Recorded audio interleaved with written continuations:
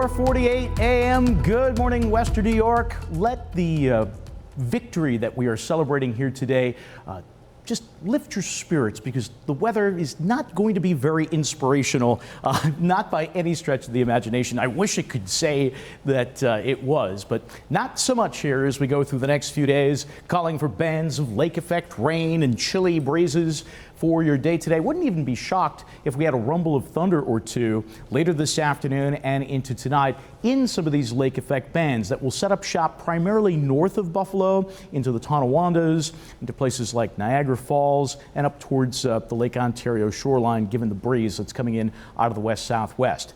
And basically, we're washing, rinsing, and repeating as we go into Tuesday, Wednesday, and Thursdays. We deal with this very November-like setup, unsettled weather, chilly breezes, passing bands of lake effect rain. Would not be shocked if there were a few wet snowflakes in the high hills south of Buffalo, especially as we head through the middle of the week. So make no mistake about it, it's much more like November than anything. And look at some of these rainfall tallies.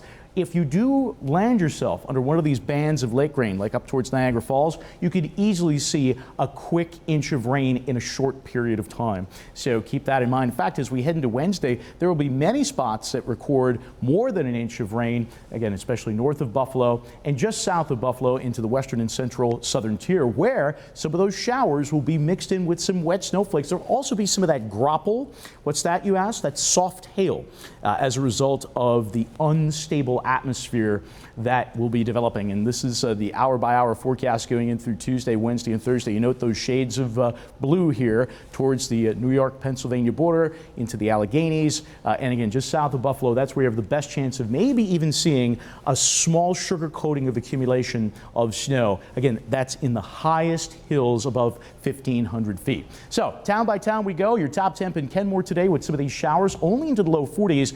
Your high temperature here for the day will actually be realized early this morning before sunrise. 46 should do it in Akron, 43 in Grand Island, where you'll be dealing with some of those bands of heavier lake rain. East Aurora, you'll see a high today of 48. And as we make our way into the western and central southern tier, your top temp in Olean at 48 degrees. Right now, Skywatch 7 shows it is cloudy. Of course, still dark out there right now. 50 degrees. We do have a little bit of passing light rain. The breeze is coming in out of the southeast at 5 miles per hour. And there's the low that just won't go. It just sits and twirls to our north, sending disturbances our way that will spark some of these lake-enhanced rain showers. We see some of those passing just to the south of Buffalo right now. And our high-resolution model shows that swirl in the atmosphere and shows some of these bands of lake rain making their way through. Again, it won't be raining every minute of every hour, but there will be some of these passing scattered showers mixed with some of that graupel, mixed with some of that wet snow as well, again, into the highest elevations of the western and central southern tier. Here is that Super 7-day forecast. Again, calling for those areas of lake rain today.